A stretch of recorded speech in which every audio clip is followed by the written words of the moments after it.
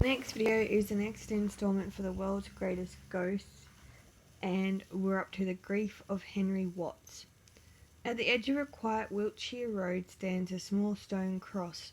Travellers hurrying along the road between Marlborough and Hungerford could be excused if they missed the tiny memorial to the 14-year-old boy who died tragically at the spot just over a century ago. Grass and country flowers almost hide the cross, on which are inscribed the simple words A. H. P. Watts, May 12, 1879. But four people driving home from the cinema on a quiet autumn night in 1956 will never forget the memorial, for they came face to face with the grieving ghost of the boy's father. Little Alfie Watts worked for a carter in the village of Axford, and it was here in 1879 that he met his death. Alfie and the carter were at the head of a team of 3 horses which suddenly bolted. The man and the lad ran alongside the heavily laden cart, struggling to halt the runaway team, but as the cart clattered through a steep-sided cutting, Alfie was thrown to the ground. The boy fell beneath the wheels and died of his injuries 2 hours later. Mourning villagers erected a memorial to him at that spot. Years passed and memories dimmed.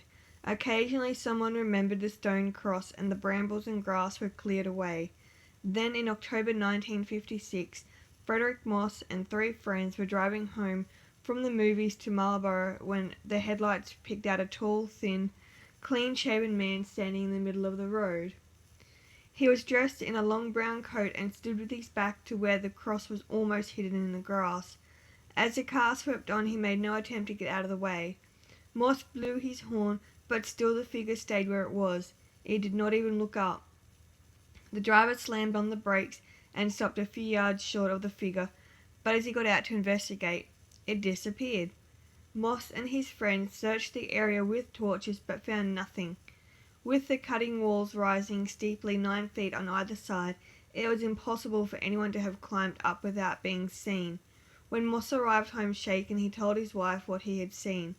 As she heard the full description of the mystery man, something clicked in her memory.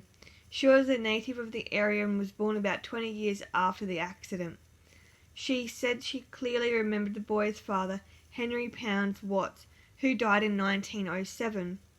He was a tall, thin man who dressed in a long brown coat and, unusually for those times, had neither beard nor whiskers. The Mosses were in no doubt that this was the man on the road, a road which at the time was due to be widened, destroying the little cross. Perhaps Henry wanted to make sure that someone remembered his son's modest memorial before the road was widened. If that was his aim, it succeeded. The road was widened, but the cross was lovingly replaced nearby. And that ends that installment for the world's greatest ghosts.